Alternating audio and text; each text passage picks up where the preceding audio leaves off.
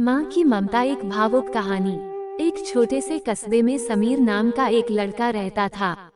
बचपन में ही पिता की मृत्यु हो जाने के कारण परिवार की आर्थिक स्थिति बड़ी दयनीय थी। समीर की माँ कुछ पढ़ी लिखी जरूर थी, लेकिन उतनी पढ़ाई से नौकरी कहाँ मिलने वाली थी। सो घर घर बर्तन मांजकर और सिलाई बुनाई का काम करके किसी तरह अपने बच्चे को पढ़ा लिखा रही थी। समीर स्वभाव से थोड़ा शर्मीला था और अक्सर चुपचाप बैठा रहता था। एक दिन जब वो स्कूल से लौटा तो उसके हाथ में एक लिफाफा था। उसने माँ को लिफाफा पकड़ाते हुए कहा, माँ, मास्टर साहब ने तुम्हारे लिए ये चिट्ठी भेजी है, जरा देखो तो इसमें क्या लिखा है। माँ ने मन ही मन चिट्ठी पढ़ी और मुस्कुराकर बोली, बेटा, इसमें लिखा है कि आपका बेटा काफी होशियार है। इस स्कूल के बाकी बच्चों की तुलना में इसका दिमाग बहुत तेज है और हमारे पास इसे पढ़ाने लायक शिक्षक नहीं है, इसलिए कल से आप इसे किसी और स्कूल में भेजें। उद्धरण चिन्ह।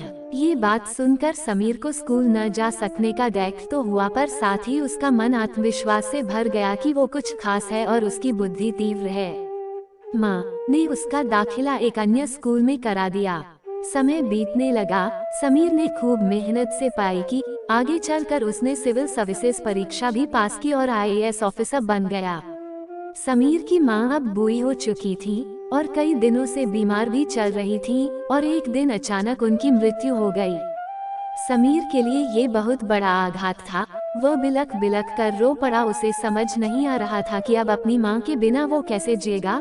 रोते रोते ही उसने माँ की पुरानी अलमारी खोली और हाथ में उनकी माला, चश्मा और अन्य वस्तुएं लेकर चूमने लगा। उस अलमारी में समीर के पुराने खिलौने और बचपन के कपड़े तक संभाल कर रखे हुए थे। समीर एक एक कर सारी चीजें निकालने लगा और तभी उसकी नजर एक पुरानी चिट्ठी पर पड़ी। दरअसल ये वही चिट्ठी थी जो मास्टर साहब ने उसे 18 साल पहले दी थी। नम आंखों से समीर उसे पढ़ने लगा। आदरणीय अभिभावक, आपको बताते हुए हमें अफसोस हो रहा है कि आपका बेटा समीर पढ़ाई में बेहद कमजोर है और खेल कूद में भी भाग नहीं लेता है। जान पड़ता है कि उम्र के हिसाब से समीर की बुद्धि विकसित नहीं हो पाई है, अतः हम इसे अपने विद्यालय में पढ़ाने में असमर्थ हैं। आपसे निवेदन है कि समीर का दाखिला किसी मंद बुद्धि विद्यालय में कराएं अथवा खुद घर पर रख कर इसे पाएं। सादर, प्रिंसिपल। समीर जानता था कि भले अब उसकी माँ इस दुनिया में नहीं रही, पर वो जहाँ भी रहे उनकी ममता, उनका आशीर्वाद सदा उस पर बना रहेगा। दोस्तों, रुडयार्ड किपलिंग ने कहा है, भगवान सभी जगह नहीं हो सकते, इसलिए उसने माएँ बनाई। माँ से बढ़कर त्याग और तपस्या की मूरत भला और कौन हो सकता है। हम पढ़ लिख लें, बड़े होकर कुछ बन जाएं, इसके लिए वो चुपचाप ना जाने कितनी कुर्बानियाँ देती है। अपनी जरूरतें मारकर हमारे शौक पूरा करती है। यहाँ तक कि संतान बुरा व्यवहार करे तो भी माँ उसका भला ही सोचती है।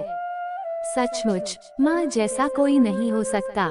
माँ के लिए एक लाइक जरूर करना। MS motivational speaker.